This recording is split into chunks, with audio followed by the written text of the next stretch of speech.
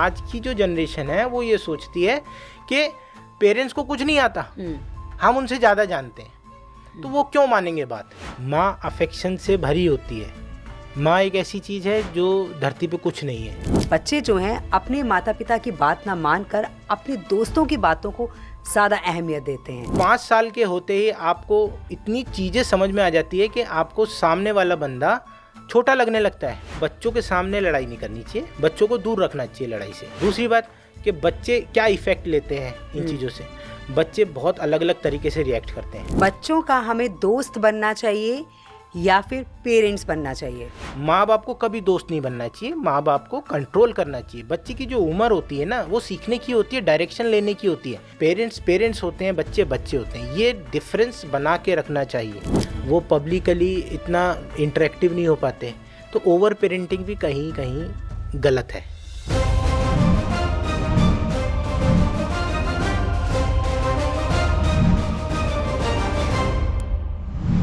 विदस के इस पॉडकास्ट में आपका स्वागत है और मैं हूं आपके साथ अनु वर्मा।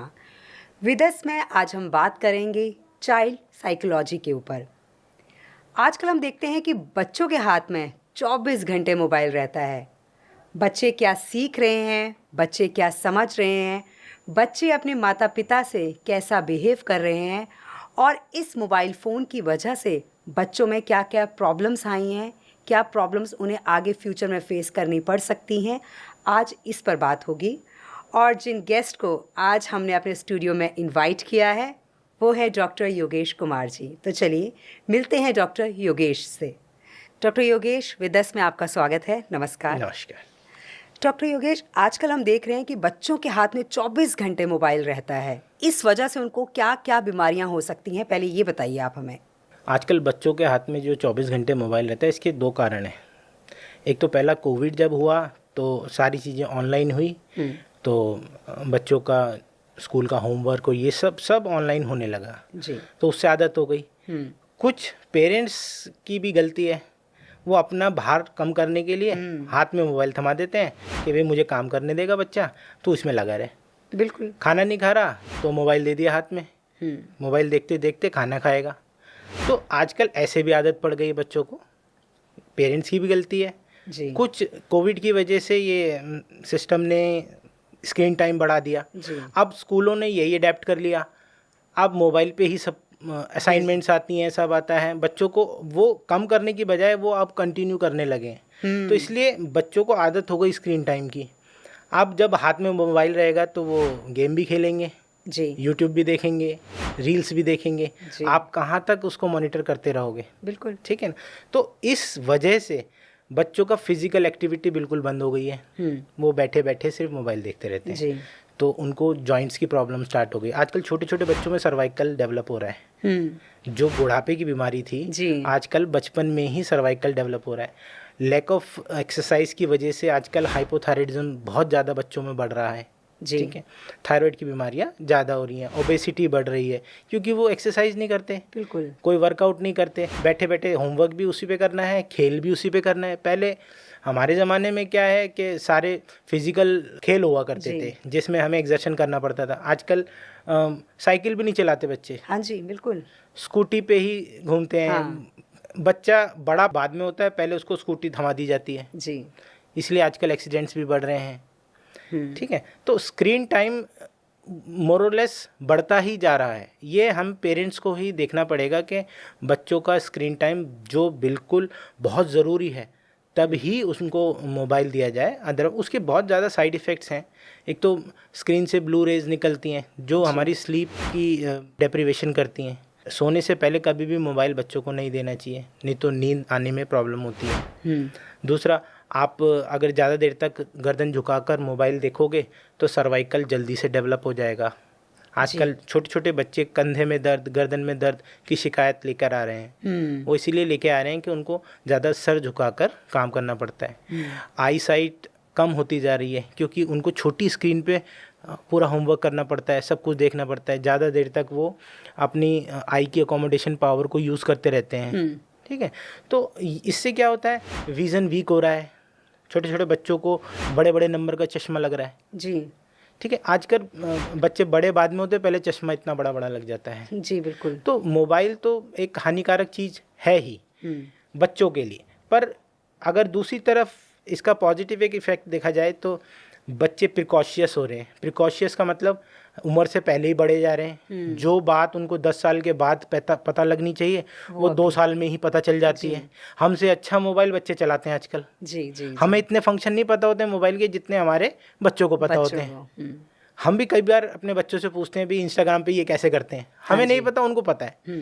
तो ये प्रिकॉशियस प्यूबर्टी के तरफ भी जा रहा है। जो बच्चे हैं वो जल्दी से बढ़ रहे हैं, ठीक है। तो बच्चे प्रिकॉशियस नहीं होने चाहिए, क्योंकि उनको जो चाइल्डहुड की जो दौरान होता है, जो बचपन होता है, बचपन की तरह बीतना चाहिए। आजकल ये सब आर्टिफिशियल बनता जा रहा है। कोई भी चीज़ ज़रूरत से पहले आ जाए तो वो नुकसानदेह होती है हमेशा। आपने कहा कि बचपन जो है बचपन की तरह बीतना चाहिए, लेकिन जो आज का बचपन है ना बच्चों का, वो कहीं खो गया है, और वो खो गया है मोबाइल में। आपने बिल्कुल ठीक कहा। अगर आप कभी वो इसीलिए खो गया है क्योंकि पेरेंट्स आजकल इतने बिजी हैं कि वो इंटरेक्ट ही नहीं करते बच्चों के साथ। लेकिन डॉक्टर साहब, अब माँ को अगर खाना बनाना है तो वो क्या करेगी, मोबाइल दे देगी बच्चे को, वो परेशान ना करे, मैं खाना अच्छे से बना लूँ। पर डॉक्टर साहब, अगर मैंने खुद देखा है कि जब आप बाहर जाते हैं खाना खाने, या कुछ बच्चे जो खाना नहीं खा रहे होते हैं, मैंने खुद देखा है कि एक 2 साल के बच्चे को पेरेंट्स जो है वहाँ टेबल पर उसकी एक पोएम जो है वो लगा देते हैं, और बच्चा लिटरली देख रहा होता है। आप अगर बाहर ये कर रहे हैं, जहाँ आप फैमिली के साथ डिनर करने आए हैं, तो सोचिए कि आप घर में तो उसको 24 घंटे फ़ोन देते होंगे, तो 2 साल का बच्चा क्या समझ पाएगा। यहाँ तो गलती पेरेंट्स की है ना। यही तो मैं बताना चाह रहा हूँ कि देखिए, मोबाइल से आप बच्चों का एक वो ब्रेन का हिस्सा डेवलप हो रहा है जो उन्हें अपने ही अंदर रहने पे मजबूर कर रहा है। और इसी वजह से आजकल बच्चे ऑटिज़म की तरफ जा रहे हैं। आप देखोगे हर दूसरा बच्चा सोशली एक्टिव नहीं है, ठीक है। सोशली एक्टिव मतलब सोशल मीडिया पे एक्टिव नहीं, आपके आसपास जो लोग रह रहे हैं उनसे कोई इंटरेक्ट नहीं कर रहा। वो सोशल मीडिया पे फुल एक्टिव है, लेकिन वो सोशल मीडिया है, लेकिन आप घर में 4 लोग हैं, चारों लोग एक एक मोबाइल लेके बैठे होंगे, लेकिन आपस में एक बात नहीं करेंगे। बिल्कुल, ये गलत चीज़ है। सोशली एक्टिव, अब ऑटिज़म भी यही चीज़ है कि आप सोशली अवेयर नहीं है, आप सोशली एक्टिव नहीं है, सोशली इंटरेक्ट नहीं कर रहे, आप एक दूसरे से समझ नहीं पा रहे। उनका जो कॉग्निटिव बिहेवियर है वो समाज के प्रति कम होने लगता है। ज़्यादा स्क्रीन टाइम से बच्चा सोशली डेवलप नहीं हो पाता सही से। सोशल मीडिया पे तो डेवलप हो जाता है, लेकिन सोशली डेवलप नहीं हो पाता। तो हमें ये सब नहीं करना चाहिए। पेरेंट्स को खासकर ध्यान रखना चाहिए कि अपना काम सिद्ध करने के लिए बच्चों को आदत ना डालें। यहाँ एक और चीज़ आती है कि जब से ये मोबाइल आया है, जब पेरेंट्स भी बच्चों को टाइम नहीं दे पाते हैं, तो फिर बच्चों की थोड़ी अटैचमेंट उनसे कम हो जाती है। यहाँ हम देखते हैं कि बच्चे जो हैं अपने माता पिता की बात ना मानकर अपने दोस्तों की बातों को ज़्यादा अहमियत देते हैं। देखो, अब इसके पीछे भी मोबाइल ही है, इसके पीछे भी यूट्यूब और इन्फॉर्मेशन है। क्यों, मैं आपको बताता हूँ। आप अपना चाइल्डहुड याद करो। हम जब छोटे थे, हमें अगर कोई ऐसी चीज़ करनी होती थी जो एक एडल्ट बंदा कर सकता है, तो हमें वो चीज़ बहुत मुश्किल लगती थी। हमारे पेरेंट्स आके वो करते थे और हमें लगता था कि यार इन्होंने कर दिया, ये तो हमसे बहुत अच्छा जानते हैं। आज यूट्यूब पे, आज सोशल मीडिया पे हर वो चीज़ अवेलेबल है जो एक बड़े बच्चे को समझना चाहिए। आप 5 साल के होते ही आपको इतनी चीज़ें समझ में आ जाती है कि आपको सामने वाला बंदा छोटा लगने लगता है, आप अपने आप को बड़ा समझने लगते हैं। आजकल बच्चों से पूछो तो वो कहते हैं मम्मी आपको नहीं पता, पापा आपको नहीं पता, ये मुझे पता है जी। तो एक ईगो डेवलप हो जाती है बच्चे के अंदर, एक सुपीरियरिटी कॉम्प्लेक्स आ जाता है कि पेरेंट्स को तो कुछ नहीं पता। तो जब सामने वाले के प्रति आपके मन में कोई रिस्पेक्ट ही नहीं है। हमारे पेरेंट्स की हमारी नज़रों में बहुत रिस्पेक्ट थी। हमें लगता था कि जो वो कर सकते हैं हम अभी नहीं कर सकते। लेकिन आज की जो जनरेशन है वो ये सोचती है कि पेरेंट्स को कुछ नहीं आता, हम उनसे ज़्यादा जानते हैं, तो वो क्यों मानेंगे बात। इसलिए आजकल बच्चे माँ बाप की बात मानना ज़रूर नहीं समझते।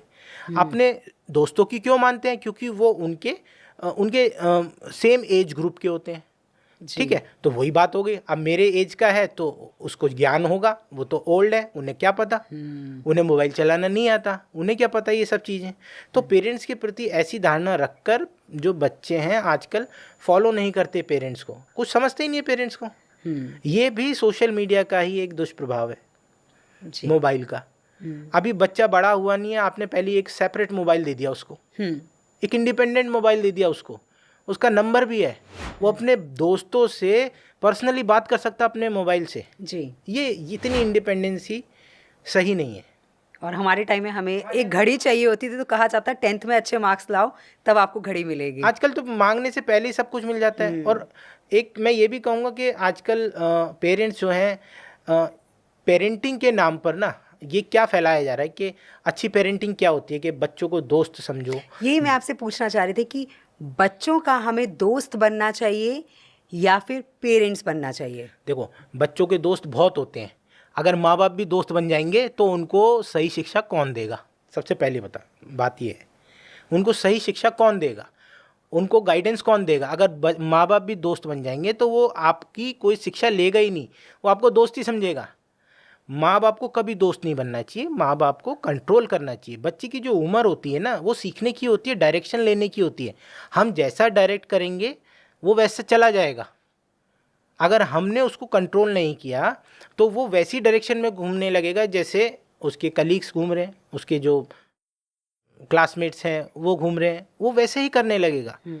और अपने आप जैसे बढ़ना है वैसे बढ़ने लगेगा। अगर हम कोई अंकुश नहीं रखेंगे, उस पर पाबंदियाँ नहीं रखेंगे, तो हमें हमारे पेरेंट्स के सामने हम नज़र नहीं उठा पाते थे। आजकल लड़ते हैं पेरेंट्स से बच्चे, नहीं।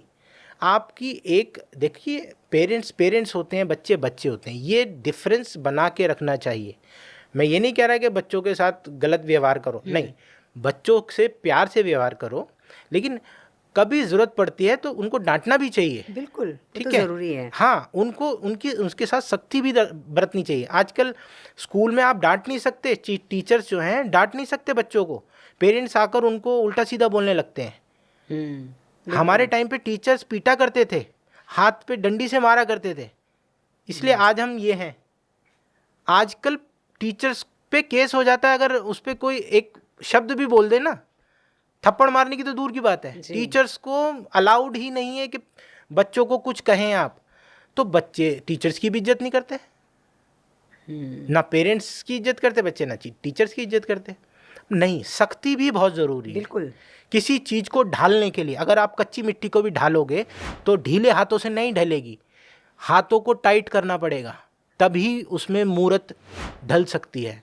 किसी भी चीज़ को ढालने के लिए आपको सख्ती दिखाना ज़रूरी होता है। लेकिन डॉक्टर योगेश, कहा जाता है कि हम हमेशा ये सुनते हैं कि बच्चों के आप दोस्त बनिए, ताकि बच्चे जो हैं, जो उनके मन में जो भी बातें हैं या जिन परेशानियों से वो गुजर रहे हैं, क्योंकि कई बार ऐसा होता है कि 13-14 साल में लड़की हो या लड़का हो, उनके मन में बड़ी सारी बातें होती हैं। तो जब आप एक दोस्त बनते हैं तो वो शायद आपसे सारी बातें क्लियर कर पाते हैं, आपको कुछ बता पाते हैं। लेकिन अगर स्ट्रिक्ट पेरेंट्स बन जाएंगे तो शायद वो हमें कुछ नहीं बता पाएंगे। आजकल ये सोशल मीडिया पे ज़्यादा डेवलप हो गई है चीज़, पेरेंटिंग। हम नहीं डेवलप हुए हैं क्या? हमारे पेरेंट्स भी तो ऐसे ही थे।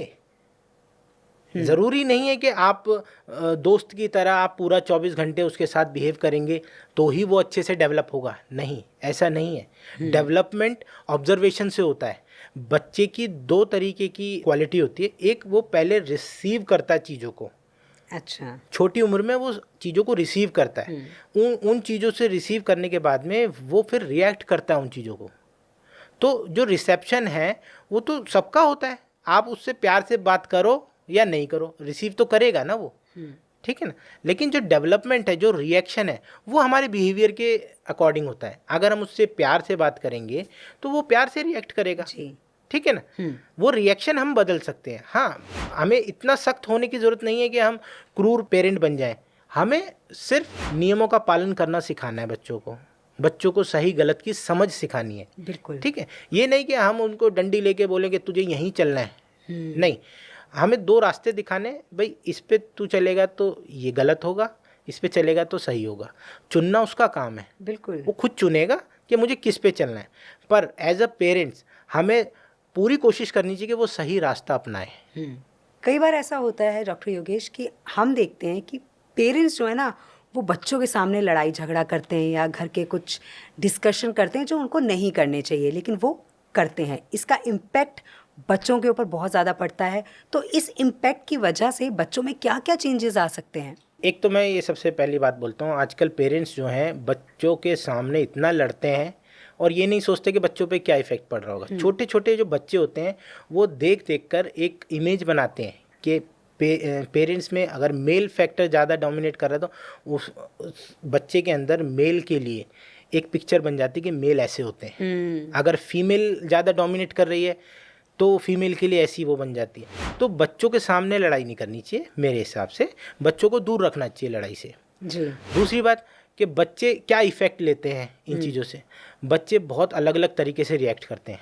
कुछ बच्चे ऐसे हो सकते हैं फ्रिवलस, वो ध्यान नहीं दे रहे, ठीक है, कोई मतलब नहीं, उन्हें कोई फ़र्क नहीं पड़ता है। कुछ बच्चे ऐसे होते हैं जो बहुत स्ट्रेस में चले जाएंगे, अपने आप को विड्रॉ करना स्टार्ट कर देंगे, लोगों से इंटरेक्ट करना बंद कर देंगे, अपने में ही रहना स्टार्ट कर देंगे, अपने बुक्स में, अपने मोबाइल में, अपने ही एक क्लोज इन्वायरमेंट में रहना, इसको विड्रॉल बोलते हैं। ये रिएक्शन अलग अलग होती है। आप देखो एक्शन तो एक ही हुआ, माँ बाप ने लड़ाई की बच्चे के सामने, लेकिन रिएक्शन अलग अलग होगा, वो पर्सनैलिटी पे डिपेंड करता है। तो जब ये बच्चे ये सब कुछ देखते हैं तो आगे चलकर उनको कौन कौन सी बीमारियां हो सकती हैं? पहले तो ये कि सोशली इतना डेवलप नहीं हो पाते, उनके अंदर एक फियर डेवलप हो जाता है, ठीक है। जो बच्चे सोशली विड्रॉल करते हैं अपने आप को, वो हमेशा इंट्रोवर्ट बन जाते हैं बड़े होके, ठीक है। पब्लिक में ज़्यादा अच्छे से खुल के बात नहीं कर पाते, वो हमेशा खिंचे खिंचे रहते हैं, उनको अलग टाइप की बीमारियां होती हैं, वो जल्दी डिप्रेशन का शिकार हो जाते हैं, उनको किसी भी एडवर्स सर्कमस्टेंसेस को फेस करने की ताकत नहीं रहती उनके अंदर। वो बहुत फ्रेजाइल हो जाते हैं, वो साइकोलॉजिकली बहुत फ्रेजाइल हो जाते हैं, उन्हें कोई भी हर्ट कर सकता है। वो इतना साइकोलॉजिकली फ्रेजाइल हो जाते हैं कि छोटी से छोटी बात उनको ऑफेंड कर जाती है। उसी केस में अगर कोई बच्चा पेरेंट्स की लड़ाई देखकर रिएक्ट ऐसे करे कि वो भी आक्रामक बन जाए, तो वो बड़ा होकर डिस्ट्रक्टिव बन सकता है। वो लोगों को वैसे ही ट्रीट करेगा जैसा उसका फादर मदर को ट्रीट कर रहे थे, वो लोगों को वैसे ही ट्रीट करेगा। अगर फादर मदर की कोई रिस्पेक्ट नहीं कर रहा बच्चे के सामने, तो बड़ा होके वो भी किसी लेडी की रिस्पेक्ट नहीं करेगा जी। तो एज अ पेरेंट हमारा फ़र्ज़ है कि बच्चों में ये आदतें सिखाई जाए कि आपको सामने वाली के साथ कैसे बिहेव करना है। ये बिहेवियरल प्रॉब्लम बहुत आ जाती है इन बच्चों में ना, इन बच्चों में बहुत बिहेवियरल प्रॉब्लम आती है। फिजिकल डिसीज़ तो बाद की बात है, पहले तो साइकोलॉजिकली बच्चे डेवलप नहीं हो पाते सही से। कुछ बच्चे ऐसे होते हैं जो अपने घर जाना पसंद नहीं करते हैं, मतलब बच्चे होते हैं कि घर जाएंगे, माता पिता के साथ बैठेंगे, बात करेंगे, लेकिन कुछ बच्चे अलग तरह के होते हैं, उनको माता पिता चाहिए ही नहीं, उनको मतलब वो इसीलिए ना कि उनको एवर्जन हो रही है माँ बाप से। माँ बाप घर में घुसते ही उनको क्लेश मिलता है, माँ बाप के बीच में लड़ाई हो रही है। अब वो दोस्त के साथ रहना ज़्यादा पसंद करते हैं जी, वहाँ खुश हो रहे हैं, वहाँ खेल कूद मिल रहा है, माँ बाप वैसे कोई इंटरेक्शन नहीं हो रही, लेकिन उनकी लड़ाई सुननी पड़ रही है उनको, तो वो एवर्जन करते हैं, वो दूर भागते हैं इन चीज़ों से। बच्चे तो छोटे होते हैं, उन्हें तो अच्छा बढ़िया माहौल चाहिए घर में। अगर ये क्लेश वाला माहौल रहेगा तो बच्चे तो वैसे ही भागेंगे। बहुत बार ऐसा होता है कि बच्चे जो है, जैसे अगर पढ़ाई की बात करें या किसी और चीज़ की बात करें, फोकस नहीं कर पाते हैं किसी भी एक चीज़ पर। मतलब अगर वो पढ़ रहे हैं तो उनका ध्यान कहीं और होगा, मतलब कर कुछ और रहे हैं लेकिन सोच कुछ और है, मतलब ध्यान नहीं किसी चीज़ पर लगा पाते हैं। तो ऐसे में क्या किया जाए? अनु जी, आपने ये सही कहा कि आजकल बच्चे कंसंट्रेट नहीं कर पाते हैं, उसके पीछे भी रीज़न है। अब आप ये समझिए, हमारे पास इतनी सारी इंद्रियां हैं, 5 इंद्रियां हैं, ठीक है। अब अगर हम हर इंद्री को अलग अलग काम दे दें, ठीक है, तो हमें यही नहीं पता चलेगा हम प्रेजेंट टाइम पे क्या कर रहे थे। फॉर एग्जांपल, जैसे बच्चे खाना खाते हैं, ठीक है, खाना खाते हुए टीवी दिखाना, हाँ जी, ये आजकल कॉमन हो गया है। पेरेंट्स टीवी खोल देते और खाना खाते हुए टीवी देखना। अब जो हमारी टेस्ट की इंद्रिया है, ठीक है, जो टेस्ट की सेंस है, वो कंफ्यूज हो रही है आइज से, उसका ध्यान टीवी में ज़्यादा है बच्चे का, खाने पे नहीं है। हम खाने को बिल्कुल एंजॉय नहीं कर रहे, तो बच्चा एक अपनी सेंस को कंसंट्रेट नहीं कर रहा कहीं भी, ठीक है। आजकल मैंने देखा है बच्चे म्यूज़िक सुनते सुनते पढ़ते हैं। हाँ जी, भाई कान को आप कुछ और सुना रहे हो, आँख से कुछ और देख रहे हो, तो कन्फ्यूज़न तो होगी। तो एक ये भी, हमारे समय पे एकाग्रता बहुत ज़्यादा थी। हमें अगर पढ़ना है तो हमें हमारे पेरेंट्स बोला करते थे लिखते भी रहो साथ में, उसको पढ़ते भी रहो साथ में, मुंह से बोलना ज़रूरी है। हम पढ़ते थे तो हमें बोला जाता था बोल बोल के पढ़ो, याद होगा, लिख लिख के पढ़ो, तब याद हो। तो इसका मतलब क्या है, आपकी सारी सेंसेस एक ही वर्क पर काम कर रही है। तो ये कंसंट्रेशन बनाने की एक बहुत बड़ी एक्सरसाइज थी जो हमें बचपन में सिखाई जाती थी। ये पेरेंट्स का काम होता है। आजकल पेरेंट्स तो सारी सेंसेस को अलग अलग काम करने पे मजबूर करते हैं बच्चे की, जबकि सब सेंसेस एक ही काम पे लगेंगी तो वो एकाग्रता बढ़ाएगी। पर आजकल ये जो मोबाइल है और जो पेरेंटिंग है ना आजकल की, वो इन चीज़ों को बिगाड़ रही है। इसलिए बच्चे कंसंट्रेशन नहीं डेवलप कर पाते। और जो बच्चे ज़्यादातर मोबाइल देखते हैं या जो पेरेंट्स के बीच में जो लड़ाइयाँ होती हैं उनके बीच में, तो वो दो तरीके से रिएक्ट करते हैं। या तो वो विड्रॉल कर लेते हैं जैसे मैंने आपको बताया, या वो हाइपर एक्टिव हो जाते हैं, या तो वो स्लो एक्टिव हो जाते हैं, या वो हाइपर एक्टिव हो जाते हैं। अब जो स्लो होते हैं वो परफॉर्मेंस में भी स्लो रहते हैं, पढ़ाई में भी स्लो रहते हैं, ठीक है, उनका पढ़ने में मन नहीं लगता, उनकी कंसंट्रेशन पढ़ाई में नहीं लगती, बाकी चीज़ों में लग जाती है, खेल कूद में वो सही रहते हैं। कुछ हाइपर एक्टिव चाइल्ड बन जाते हैं जो पढ़ाई में भी सही रहते हैं और अदर एक्टिविटीज़ में भी सही रहते हैं। पेरेंट्स कहते हैं कि 10 मिनट में ही पूरा याद करके और फिर खेलने लग जाता है, वो चैन से बैठते नहीं हैं। तो ये रिएक्शन है चाइल्ड्स का। ये चिल्ड्रन ऐसे रिएक्ट करते हैं कि दो तरीके से रिएक्ट करते हैं, एक तो कुछ स्लो हो जाते हैं, कुछ हाइपर एक्टिव हो जाते हैं। अब जब ज़रूरत से ज़्यादा कोई बच्चा हाइपर एक्टिव हो जाता है तो आजकल उसको साइकोलॉजी में ADHD बोला जाता है, attention deficit hyper activity disorder. तो ये अलग अलग एक साइकोलॉजिकल टर्म्स हैं जो बच्चों के बिहेवियर को दिए जाते हैं। पर आजकल जो साइकोलॉजी डेवलप हो रही है बच्चों की, वो गलत डेवलप हो रही है सिर्फ इन्हीं कारणों की वजह से। बच्चों में फिजिकली और मेंटली जो चेंजेस आ रहे हैं, इसमें होम्योपैथी कैसे मदद कर सकती है? देखिए अनु जी, मैंने पहले भी बताया था कि होम्योपैथी जो ट्रीटमेंट हम करते हैं उसमें साइकोलॉजिकल असेसमेंट बहुत ज़रूरी होती है पेशेंट की, ठीक है। पूरा माइंड के सिम्टम्स और उसकी पर्सनैलिटी पूरी जज की जाती है, तब हम होम्योपैथिक ट्रीटमेंट देते हैं। और बच्चों में जो परसेप्शन डेवलप होता है वही आगे एडल्टहुड में उनका रिएक्शन बनता है जी। तो परसेप्शन चेंज करने के लिए तो होम्योपैथी सबसे बड़ी दवा है। तो जो हमारा एक चाइल्डहुड फेज होता है ना, वो एक खुली किताब की तरह होता है, खाली किताब की तरह, उस पर जो लिखा जाएगा वो लिखा जाएगा, ठीक है। वैसा ही एडल्टहुड हमारा बनेगा। तो अगर हम चाइल्डहुड में ही होम्योपैथिक इलाज दें तो उसका परसेप्शन चेंज हो सकता है। जो बच्चों को ट्रॉमा चाइल्डहुड में मिल रहा है पेरेंट्स की लड़ाई की वजह से या किसी भी तरीके से, तो उसको चाइल्डहुड में ही ठीक किया जा सकता है होम्योपैथी के द्वारा। बहुत सारी ऐसी दवाइयाँ हैं जो डिफरेंट रिएक्शंस के जो बच्चे होते हैं, सोशली विड्रॉल हो जाते हैं या हाइपर एक्टिव हो जाते हैं, उनको ठीक करने के लिए बहुत दवाइयाँ हमारे पास होम्योपैथी में। तो इसका बहुत अच्छा ट्रीटमेंट हो सकता है, उनकी बीमारियों को होने से रोका जा सकता है। दूसरा, ये तो हो गया साइकोलॉजिकल लेवल पे। दूसरा, लैक ऑफ फिजिकल एक्सरसाइजेस की वजह से जो फिजिकल दिक्कतें हो रही हैं, जैसे आजकल ओबेसिटी, चाइल्ड ओबेसिटी एक बहुत बड़ी प्रॉब्लम है। छोटे छोटे बच्चे सारे ओबीज मिलेंगे आपको। वो क्यों? एक्सरसाइज ही नहीं करते। पहले हमारे समय पे साइकिलिंग बहुत किया करते थे बच्चे, हम भी खूब साइकिल चलाया करते थे। आजकल बच्चे साइकिल नहीं चलाते, मोबाइल देखते हैं, गेम खेलते हैं। आजकल आउटडोर एक्टिविटीज़ बहुत कम हो गई हैं, इंडोर एक्टिविटीज़ बहुत ज़्यादा हो गई। हमारे टाइम पे आउटडोर एक्टिविटीज़, आउटडोर गेम्स जो होती थी बहुत ज़्यादा हुआ करती थी। हम तो घर में टिकते ही नहीं थे। लेकिन आजकल बच्चों को घर से बाहर निकलना ही नहीं दिया जाता for the purpose of safety. मान लो पेरेंट्स जो हैं वो आजकल बहुत ज़्यादा चिंता करते हैं, घर से बाहर जाएंगे कुछ दिक्कत हो जाएगी। सेफ्टी पर्पस से भी बच्चों को बाहर ही नहीं निकलने दिया जाता है। हाँ जी। आजकल पेरेंटिंग इतनी ज़्यादा एंग्जाइटी वाली हो गई है कि बच्चों का डेवलपमेंट रोका जा रहा है। बच्चे सेल्फ डिपेंडेंट बन ही नहीं रहे। एक टर्म होता है ओवर पेरेंटिंग जी, ठीक है। कुछ माँ बाप ऐसे होते हैं जो बहुत ज़्यादा बच्चों को ना सेफ इन्वायरमेंट में रखते हैं, तो उनको कभी भी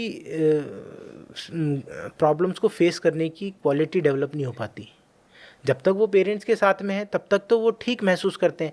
अब हमें कभी ना कभी तो संसार के सामने जाना पड़ेगा, हमें लड़ना पड़ेगा, हमें अपने हक के लिए भी लड़ना पड़ेगा। तो ऐसे बच्चे जो होते हैं वो फुल्ली डेवलप नहीं हो पाते, वो पब्लिकली इतना इंटरेक्टिव नहीं हो पाते। तो ओवर पेरेंटिंग भी कहीं कहीं गलत है। जी। ठीक है ना, बच्चों को इंडिपेंडेंट बनाना चाहिए, बिल्कुल। बच्चों को सिखाना चाहिए कि किस सिचुएशन में कैसे रिएक्ट करना है। आपको बाहर निकलना पड़ेगा कभी ना कभी, तो घर से जी। कभी ना कभी तो दुनिया को फेस करना पड़ेगा। तो ये सब चीज़ें सिखानी चाहिए हमें। सिबलिंग की अगर बात करें तो हम देखते हैं कि जब सिबलिंग होते हैं तो छोटा कहता है आप बड़े को बहुत ज़्यादा प्यार करते हो, आप मुझे टाइम नहीं देते हो। बड़ा कहता है कि जब से छोटा आया है आप मुझे प्यार नहीं करते हो, उसको ज़्यादा समय देते हो। इसको कैसे हैंडल किया जाए? इसको देखो, सिबलिंग जेलेसी का ना एक बहुत बड़ा कारण है जो मैं मानता हूँ कि बच्चों के बीच में एज गैप बहुत होना। सबसे बड़ा कारण ये है। आजकल पेरेंट्स जो हैं प्रोफेशनल लाइफ में इन्वॉल्व होने की वजह से, वर्किंग होने की वजह से, वो काफ़ी एक बच्चे के बाद दूसरे बच्चों काफ़ी साल बाद पैदा करते हैं। जी। अब एक बच्चा 10 साल का है, उसके बाद दूसरा बच्चा पैदा हुआ है, तो वो 10 साल के बच्चे के अंदर इतना साइकोलॉजिकल डेवलपमेंट हो चुका होता है कि वो उसकी अटेंशन को बर्दाश्त नहीं कर पाता। लेकिन ज़्यादा अगर गैप नहीं हो, 4 साल का गैप हो, 3 साल का गैप हो बच्चों के अंदर, तो इतना डेवलपमेंट नहीं होता साइकोलॉजी का, तो इतनी जेलेसी डेवलप नहीं होती बच्चों में। लेकिन आजकल मैं देखता हूँ कि एक बच्चा दूसरे बच्चे से 10 साल बड़ा है, 12 साल बड़ा है, 15 साल बड़ा है, तो उसको जब वो अटेंशन मिल, उसको तो चाहिए भाई, छोटा बच्चा जो है उसको तो अटेंशन चाहिए।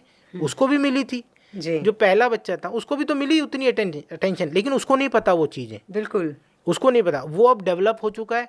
और इसलिए ज़्यादातर सिबलिंग जेलेसी ना एज ग्रुप, एज जो हमारा डिफरेंस होता है ना, उसकी वजह से डेवलप होती हैं। क्योंकि अटेंशन तो उसको मिलती है, छोटे बच्चे को मिलेगी ही, वो तो अभी डेवलप हो रहा है ना। उसको लगता है कि आप पेरेंट्स उसको छोड़कर जो नया मेहमान आया उसको ज़्यादा अटेंशन दे रहे हैं, जबकि ऐसा नहीं है। अटेंशन पहले वाले को भी मिली थी, उसको भी उतनी मिल रही है जी। लेकिन बच्चों की साइकोलॉजी उस टाइम पे, मैंने बताया ना, जो रिसीविंग होती है ना, उससे ही रिएक्शन होती है।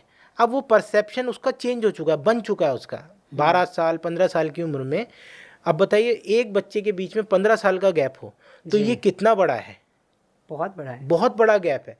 तो उसमें जेलेसी ज़रूर डेवलप हो जाती है, क्योंकि उसमें साइकोलॉजिकल डेवलपमेंट हो चुका होता है बच्चे का, और उसका नज़रिया देखने का बिल्कुल चेंज होता है। अब सोचिए, एक बड़ा बच्चा आपका 4 साल का है और छोटा 1 साल का है, तो वो दोनों ही अभी ऐसे फेज में हैं जो समझ नहीं पा रहे दुनिया को। उनकी साइकोलॉजी इतनी डेवलप नहीं हुई है कि जेलेसी फील करने लगे एक दूसरे से। तो ज़्यादा गैप होना बच्चों में, ये भी एक प्रॉब्लम है। दोनों पेरेंट्स अगर वर्किंग हैं, माता और पिता दोनों ही काम कर रहे हैं, तो ऐसे में बच्चे के ऊपर कम ध्यान दिया जाता है। मतलब डामाडोल सा रहता है बच्चा, जो है बुझा बुझा सा रहता है। ऐसे बहुत से बच्चे देखे गए हैं। अब इस केस में जहाँ दोनों पेरेंट्स वर्किंग हैं, वहाँ पर तो बच्चों को ध्यान ही नहीं दिया जाता। वो या तो क्रचिज़ में रखते हैं बच्चों को, या कोई मेड लगाते हैं, ठीक है। तो जो बच्चों की साइकोलॉजी होती है पैदा होने से लेके एडल्टहुड तक, वो 5 फेजेस में डेवलप होती है, ठीक है। तो सबसे पहला फेज़ होता है वो ओरल फेज़ होता है। ओरल फेज़ का मतलब वो जो भी मुंह से अपने सेटिस्फेक्शन लेता है, ठीक है। तो वो दूध पीना और अंगूठा चूसना, ये सब उस स्टेज पे अगर उसको माँ का प्यार ना मिले, माँ का दूध ना मिले, ठीक है, तो वो ओरल फेज़ में ही अटक जाता है। उसको ओरल फिक्सेशन बोलते हैं। सेकंड स्टेज जैसे एनल फेज़ होता है। एनल फेज़ में आपको टॉयलेट ट्रेनिंग्स होती है, ठीक है। अब माँ बाप वर्किंग है, उनको सही से टॉयलेट ट्रेनिंग नहीं मिली, तो ऐसे बच्चे बेड वेटिंग ज़्यादा करते हैं, टॉयलेट ट्रेनिंग सही से नहीं मिलती, तो वो एनल फेज़ में ही अटक जाते हैं। उसको एनल फिक्सेशन बोलते हैं। तो ऐसे ही 5 फेजेस होते हैं। अगर आप बच्चे जो वर्किंग पेरेंट्स होते हैं वो अपने बच्चों पे ध्यान नहीं देते, उनका डेवलपमेंट सही से नहीं हो पाता, तो उनमें आगे चलकर फिज़िकल प्रॉब्लम बहुत देखी जाती है। जैसे मैंने बताया अभी बेड वेटिंग की प्रॉब्लम, तो उनको ट्रेनिंग सही से नहीं मिली, उन पर ध्यान नहीं दिया गया, ठीक है ना। आप जैसे ओरल फिक्सेशन की बात करें तो डाइजेस्टिव प्रॉब्लम्स रहती हैं उन बच्चों में, उनका हमेशा डाइजेशन ख़राब रहता है। तो ये डिफरेंट प्रॉब्लम्स इनमें देखी गई हैं। और बच्चे का फिर साइकोलॉजिकल डेवलपमेंट भी सही से नहीं होता, माँ बाप का प्यार सही से ना मिले, ठीक है। वो इग्नोरेंट महसूस करता है कि भाई मुझे इग्नोर किया जा रहा है, उसका कोई इंटरेक्शन ही नहीं होता पेरेंट्स से, तो वो फिर उसका डेवलपमेंट भी उसी हिसाब से होता है। पेरेंट्स यहाँ कहते हैं कि हम जो है बच्चे के लिए ही तो सब कुछ कर रहे हैं, लेकिन जैसे कि अगर उसकी होमवर्क की बात करें, उसका सुबह के लंच की बात करें, तो डॉक्टर योगेश बहुत बार ऐसा देखा गया है कि मैंने खुद देखा है कि कुछ पेरेंट्स जो हैं वो क्या करते हैं कि सुबह जल्दी जल्दी में अपने बच्चे को क्या दे दिया, ब्रेड जैम दे दिया, या फिर बच्चे का होमवर्क जो है वो डिले करते रहते हैं कि अरे कल करा देंगे या तब करा देंगे। इससे बच्चा जो क्लास में सब देखता है तो उसको लगता है कि मेरे दूसरे दोस्त तो इतना अच्छा लंच लेकर आ रहे हैं और मुझे मेरे पेरेंट्स क्या दे रहे हैं। इससे भी तो बच्चे के दिमाग में कुछ असर पड़ता है कि शायद मेरे पेरेंट्स जो हैं वो मुझे इस तरह का प्यार नहीं दे पा रहे हैं। वो यहीं से तो उसका एक सोचा जाए तो एक डेवलपमेंट शुरू होती है। अनुजी, साइकोलॉजी में एक चीज़ होती है कि दोनों पेरेंट्स में से अगर एक सख्त है और एक नर्म है तो बच्चे का डेवलपमेंट अच्छे से होगा। ठीक है, ना तो दोनों सख्त होने चाहिए ना दोनों नरम होने चाहिए। ठीक है, अगर एक पेरेंट अच्छे से देखभाल कर रहा है उसका, ठीक है, और एक वर्किंग है तो भी बच्चे का डेवलपमेंट सही होता है। अगर दोनों वर्किंग है तो डेवलपमेंट सही नहीं होगा बच्चे का। ठीक है, और दोनों ही वर्किंग नहीं है तब तो अलग ही बात है जी। तो पेरेंट्स में से एक पेरेंट्स को हमेशा बच्चे का ध्यान रखना चाहिए तो बच्चे का डेवलपमेंट सही होता है। उन्हीं बच्चों में प्रॉब्लम देखी जाती है जहाँ दोनों पेरेंट्स वर्किंग होते हैं, उनको सही से अटेंशन नहीं मिल पाती। जी।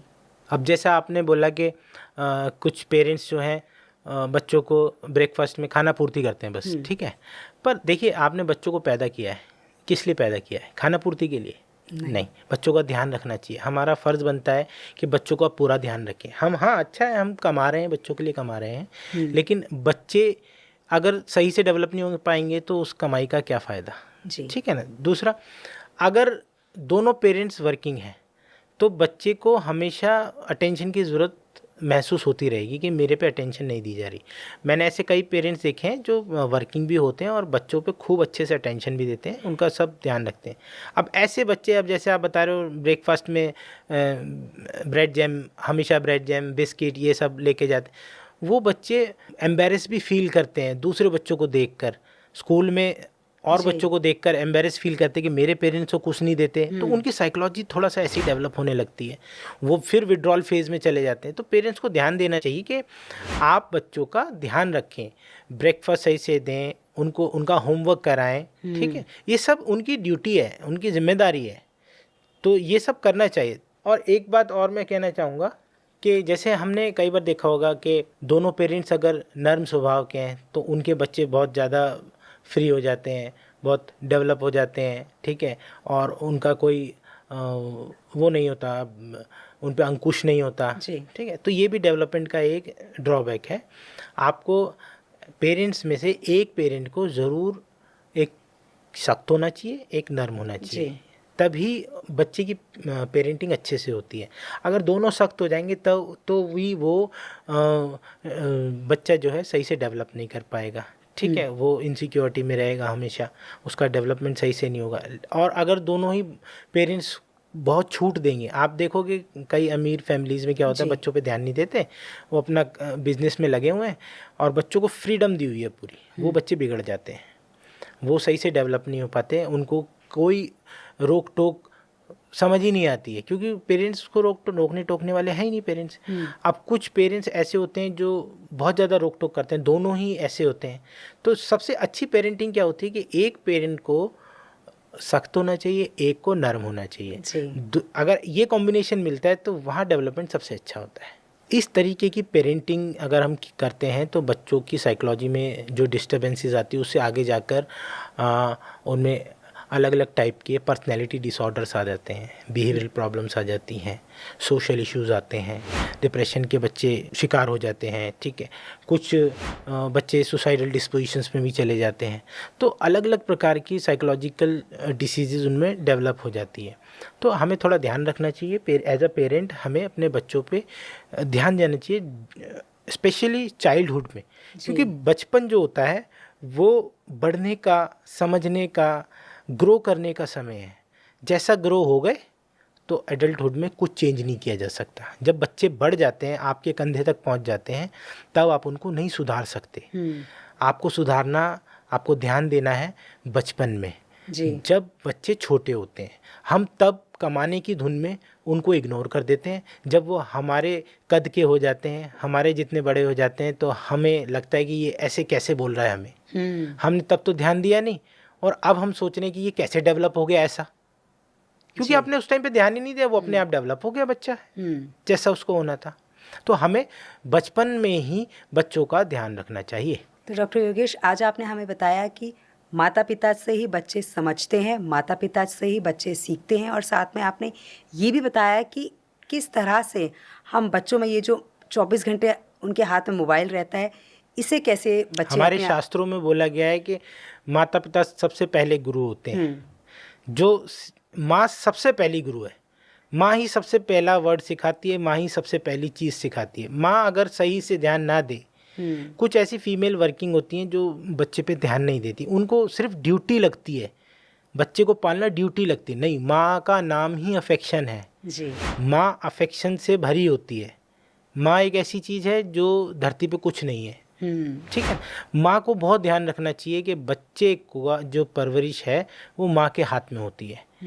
एक और बात मैं लास्ट में बोलना चाहूँगा, जितने भी पेरेंट्स ऐसे हैं जिनके बच्चों को कोई साइकोलॉजिकल डिसीज़ है, जैसे ऑटिज़म हो गया या मेंटल रिटार्डेशन हो गया, उनका प्लीज़ मोबाइल चलाना, डिजिटल डिवाइस चलाना आज से ही बंद कर दीजिए, क्योंकि ये डिजिटल डिवाइसेस उनकी इस बीमारी को बढ़ाएंगे।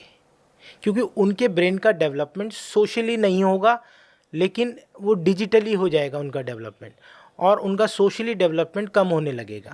आप देखोगे कि ऑटिस्टिक चाइल्ड जो हैं, अगर आप कोई डिजिटल डिवाइस दे दो तो वो इतने ज़्यादा परफेक्शनिस्ट बन जाते हैं उस डिजिटल डिवाइस में कि आप भी अपने आप को छोटा समझोगे उनके सामने, लेकिन वो सोशली इंटरेक्ट नहीं करेंगे, तो उनकी बीमारी और बढ़ती जाएगी। तो डॉक्टर योगेश, आपने जो हमारी ऑडियंस है, विदर्स की जो ऑडियंस है, उनको समझाया कि आप अपने बच्चों को सोशल मीडिया का दीवाना मत बनाइए, जो हमारे रिश्ते हैं उनसे उन्हें रूबरू कराइए, और आपने ये बताया कि बेस्ट पेरेंटिंग क्या होती है।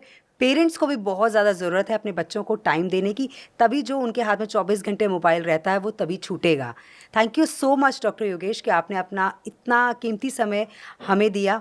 बहुत बहुत शुक्रिया आपका। नमस्कार। नमस्कार। तो आज हमने बात की डॉक्टर योगेश से। डॉक्टर योगेश ने हमें बताया कि किस तरह से आप अगर इन बातों का ध्यान रखते हैं जो हमें डॉक्टर योगेश ने बताई हैं, तो आप अपने बच्चों में एक बहुत अच्छा चेंज देखेंगे। जो बच्चे आपके 24 घंटे मोबाइल में घिरे रहते थे, वो थोड़ा हटेंगे उससे और फिज़िकल एक्टिविटीज़ करेंगे। लेकिन इसमें पेरेंट्स को भी थोड़ा साथ देना है, उनके साथ खेलना है, उनके साथ थोड़ा टाइम स्पेंड करना है, और साथ ही साथ उनको ये भी सिखाना है कि ये जो टाइम है ये सोशल मीडिया का नहीं है। आप जो है अपने और जो आपके दोस्त हैं, आपके जो परिवार वाले हैं, उनसे कनेक्ट होइए, क्योंकि यही सबसे ज़्यादा ज़रूरी रिश्ते हैं आज के टाइम में हमारे जीवन में। विदर्स से जुड़ने के लिए आप सबका बहुत बहुत शुक्रिया।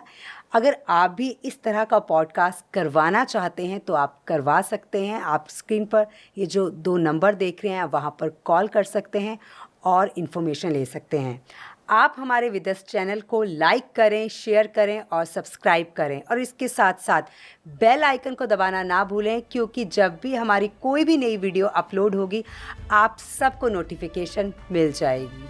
बहुत बहुत शुक्रिया हमारे साथ जुड़ने के लिए। नमस्कार।